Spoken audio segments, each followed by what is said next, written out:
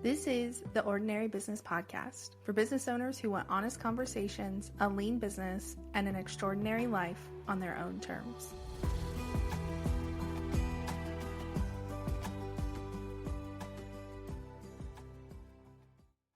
Rebecca, we've both been in business for quite a while, a long Yes. time.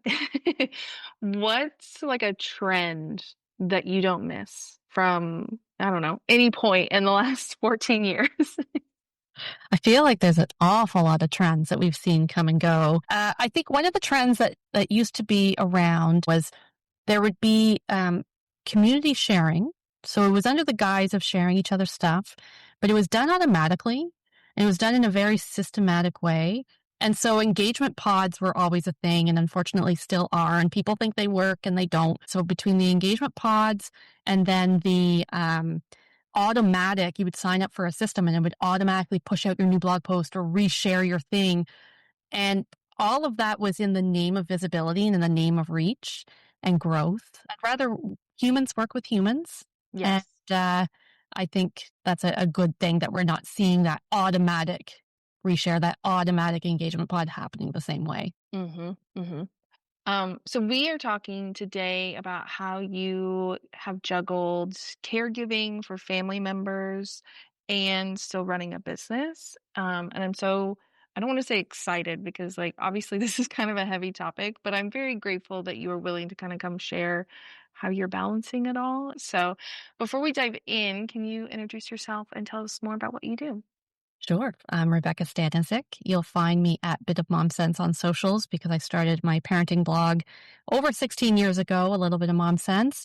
But I'm a freelance writer, a speaker, and a content strategist. And I primarily help small business owners and solopreneurs create intentional, sustainable content that helps meet their goals, but also fit their capacity in the moment in life that they are in right now. So I do a lot of work around long form content, blogging, and planning for podcasts and newsletters, as well as social media. Awesome. Okay, so like I said, we're going to talk about caregiving. Can you take us through like a typical work day when you're in a season of like a lot of caregiving is going on? Are you having to get up at 5 a.m.? Anyone who's listening to this and knows me knows they're like, no, she's not doing that. I have always, the entire business started as the blog when I had a baby and a toddler. And so it always was like between 9 p.m. and 11 p.m. is how it grew anyway. So I would stay up later before I would get up early. For those listening who, are thinking, well, am I a caregiver? It could be parenting is caregiving. It could be, sandwich generation where you're taking care of a parent, whether, they're ill or needing appointments and you're that person. Maybe you're caregiving for a friend and you're the person who helps them and their appointments as well, a spouse, a sibling, whatever the case is. So that caregiving can mean a lot of different things. I've had my spouse, my husband, had gone through chemo and surgery for cancer many years ago now. When my father was ill, I was helping my mom along with my siblings, caregive for him. So I've seen what that looks like in various ways. And in a way, my business grew as a caregiver first and as somebody who's looking for, I'm not even sure balance can exist. It's this concept of just flexibility where, there's enough spaciousness as I built the business to be able to recognize when I may need times where I'm not at my desk or not available. So I think part of it is just you make those adjustments because I built in the expectation from the start. And so it may be harder if you built the business, if you were in a startup mode and it was go, go, go. So part of it is, no, not the early, but finding the time that works for you the best. So for me, my most productive is in the morning.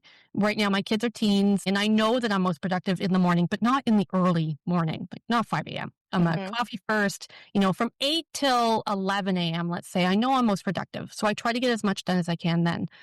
When there's a peak, when there's an appointment week, when or something shifted and you have to be somewhere more frequently, communication is important.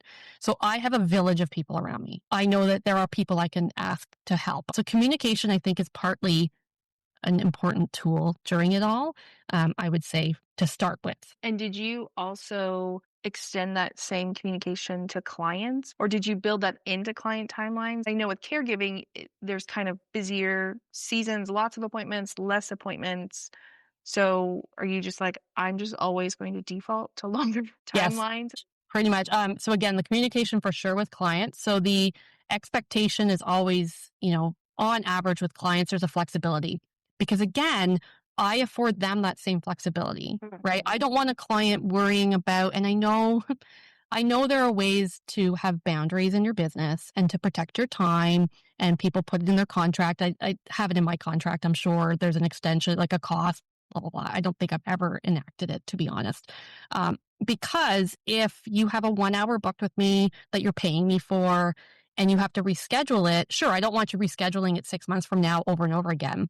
But if you have to reschedule it because your little one's home from sick from school, I'm not going to penalize you for having that life. I mean, that's how I would want the same courtesy on the other end. So I try to build it in to that as well. It means that I am open and honest with clients. And over the years, I've had to pause, I've had to reduce contracts quickly. With retainer clients, I may have had to contact and say, well, I know I did. I had to and say, in this stretch of time right now, I'm going to need to reduce because I'm not at home. I'm at the hospital frequently, or whatever the case is.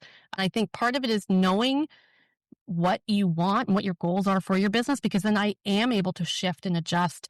I'm open and honest with clients. I typically work with lovely people. I don't miss deadlines is my thing. Like that's always my thing is and it takes a lot for me to ask for an extension on a deadline if I really run into that, because it will get done. But I've never run into somebody who, the urgency is never the same. If they're in a launch, if they literally have a date that I have to work towards, yes, I will make that work. And that might look like working at 9 to 11 again, right? It might look like working at night. And that's okay because I'm building this life and business with flexibility. That's why I don't like it's not even the balance. It's that being able to be flexible. So from the start, the times is like retainer clients, there's no, I'm at my desk from 9 to 11 for you. It doesn't work like that. It's very open, and again, it's much more results oriented. So if you need something by November 30th, that will be done by November 30th versus monitoring the hour to hour, Mhm. because every day looks different for me. Every day where what client needs something looks different. When I'm working with a one-on-one client, that's booking an hour, that's going to look different with the follow-up than the 8-week clients I work with or the month-to-month clients I work with. Yeah. So having that flexibility built in has always been a big thing. And other than the 1 hour, I've tried to do like VIP days. I love the thought of that, right? One day and you're in it, and my brain can focus on that client project for the day. But stuff happens and it's not, and sometimes I need to mull, like the way I work with content, Mm. storytelling and writing, I like to mull it over. I think about it, and, I kind of stare at the screen a bit and I might write a few words and see what comes. And then I take a step away and I go back to edit. And so it's my process is by nature longer. And so a VIP day sounds great in theory, but then it's just less enjoyable to do in some ways, unless I'm doing maybe like a, half day strategy session. I could do that, especially in person. It's different too. I had kind of moved into almost exclusively VIP days up until I had my daughter in 2021. And my plan originally was to stick with that because I was like, oh my gosh, I love this. This is great. Like just in and out. And then I realized, because kids going to daycare, then they are sick and blah, blah, blah. And I Constantly. was like, oh, this is a lot of stress on me because inevitably it was like she would get sick and I'd be like, I'm supposed to have a VIP day today. It was just like, this is not giving me enough flexibility. I was doing smaller websites, but I would do a new website every single week because it was my VIP days were actually 2 days. It was a 2 day intensive. And so it just, like you were saying, it didn't give me the flexibility that I needed as a mom. And so I went back to longer timelines to give Yep. me more of that wiggle room. And Um, finding, I think, what works for us, right? mhm, Because the hard thing is we're sold a lot of ideas when we go online. Mhm. constantly, and we download the freebie and we watch the webinar and we, try to implement the thing, and the thing may not work for our life. And so then we feel guilty because it's not working and everyone else seems to be, achieving success with it, or we feel like we're missing something, or then we're trying something new too quickly because we're not giving it enough time to test. And so all this pressure then we get added instead of looking at our capacity. And I do this a lot with content clients because when they come to me, they're overwhelmed, they're burnt out with content, they're over it, right? And so it's okay. You don't love creating video. Maybe you'll get there one day, but why are you trying to do it now when you're just doing nothing instead? Because it's stressing you out so much. So Mhm. this, concept of fitting in, well, what's the calendar look like for you? What's your capacity? What days do you really not like? Don't book meetings on a Friday afternoon if you know you're totally done by then and you don't want to, or you know that there's something going on in your community every Friday afternoon that you want to attend. Mhm. So you start to be much more conscious of what that calendar looks like, what your capacity looks like, what feels good. I like asynchronous. I don't want to have to, I either want to be in person, limited number of meetings on Zoom, or we can do things asynchronously because my clients don't have a lot of time and I, don't necessarily have a lot of time, or I don't have a lot of energy some days, or if I'm at appointments or with the kids or, out doing something, it makes it easier to record an audio and send it off. And then when they get a chance, they record it back and we go back and forth that way. So changing the way we expect work to look like, I think is a really good idea for all of us to kind of assess, well, what works in this moment? And it doesn't have to be the same as what your colleague might be doing. Mhm. Mhm. I think that is really, really important for us to remember. I'm curious, like we talked about the VIP days, and you're like, okay, well, this isn't going to work for me. Like, what else have you had to give yourself permission to like either drop or not even pick up? I don't do TikTok. I just, I don't offer it. I don't use it. I have my, Mhm. I own my handle, but that's it because it's just one more platform. Uh, Mhm.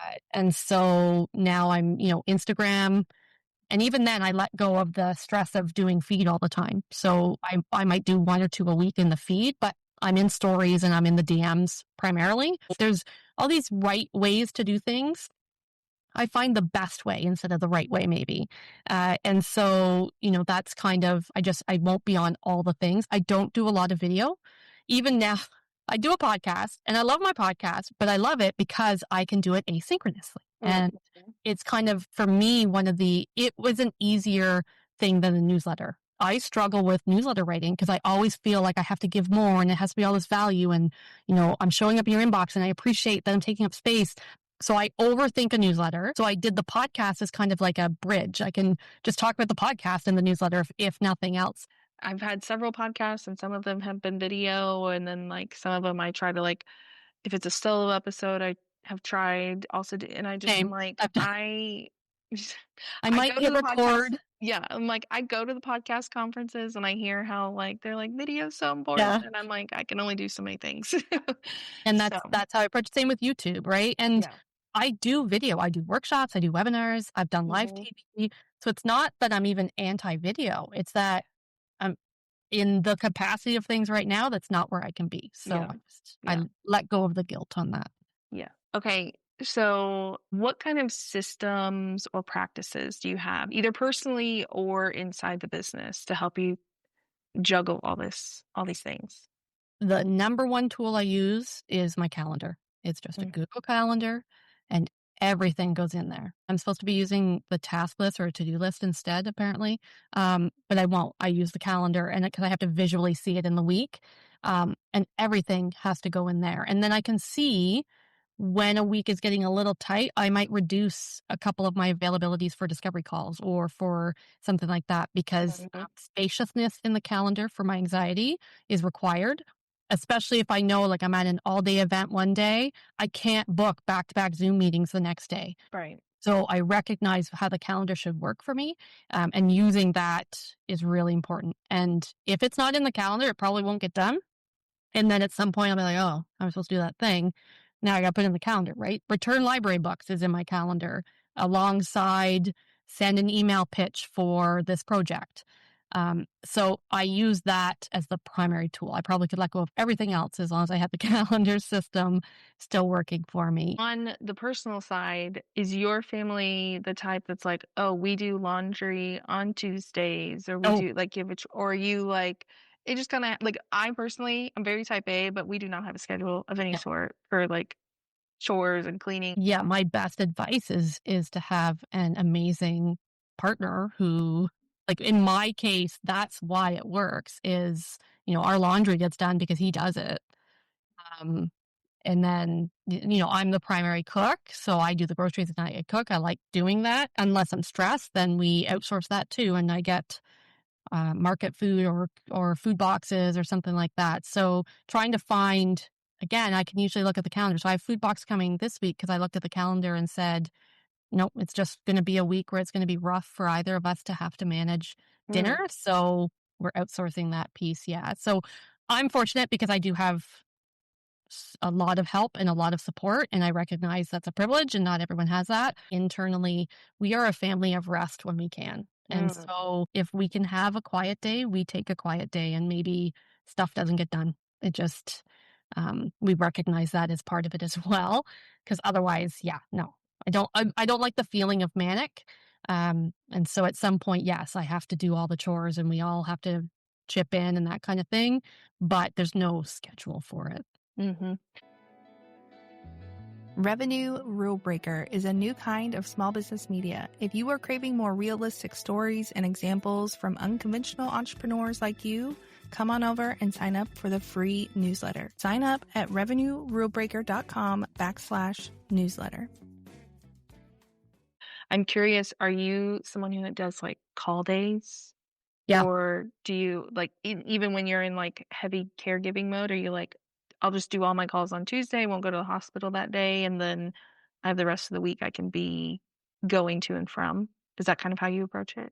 Yeah, I book the dates that I know are available, and then in terms of peak, when I'm out of the house, appointments, kids, field trips, um, needing to be somewhere else that I can't be here, then I just close the calendar, like, I'll just remove it from the calendar. So there are seasons where there may be 1 day a week that you probably could book me. Mm, Or if you're a frequent client and you need to talk to me, we'll do it over text or the car, right? Like, while I'm driving somewhere, yeah. clients who know me and are we're comfortable, we'll chat over the car or on a walk or something, and so that's okay. New clients for connection calls and stuff, who may not be as familiar with, just being casual with me, it may just look like you can't get like an appointment, or a call as quickly as I normally would like there to be.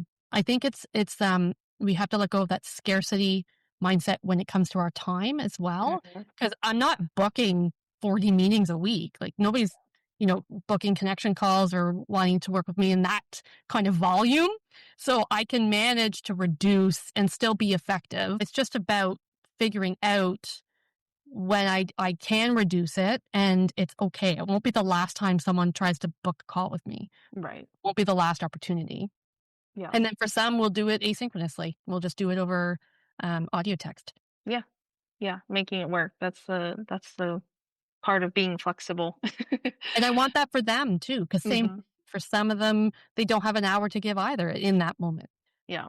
Well, this has been super helpful. If you have any last words of wisdom for someone who's maybe, sitting in the hospital room or entering like a caregiving season, do you have any last words for them? I think the biggest thing is at peak when it was the most difficult and when it was, parenting is a little different, although kids at all ages will need you at some point. So, you know, don't assume that it will change. It changes as they get older, but it doesn't mean you're going to be needing to be less available necessarily. So just build it now the way that you always want to see it and try to piece it that way.